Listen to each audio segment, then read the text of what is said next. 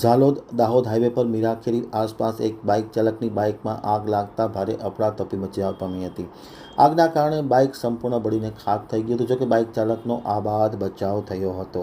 હવે જોઈએ દાહોદ આમતક ન્યૂઝ બ્યુરોમાંથી કિશોર ડબગરનો એક વિસ્તૃત અહેવાલ।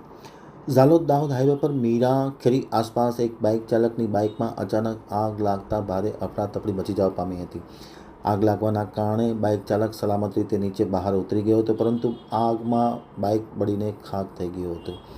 કયા કારણોસર અને કેવી રીતે આગ લાગી છે તેનું કારણ જાણી શકાયું નથી, પરંતુ અચાનક મીરાખેરી આસપાસ આ બાઇક ચાલકના બાઇકમાં આગ લાગી હતી। ભારે અફરાતફરી મચી જવા પામી હતી। જોકે લોકોના ટોળા એકત્ર થઈ અને આગ ઓલવવાની કામગીરી હાથ ધરવામાં આવી હતી, પરંતુ આગ ઓલવાય તે પહેલાં આ બાઇક બળીને ખાખ થઈ ગયું છે, સંપૂર્ણપણે નાશ પામ્યું છે, પરંતુ કોઈ દુર્ઘટના બની નથી અને તપાસ ચાલુ કરી દેવામાં આવી છે।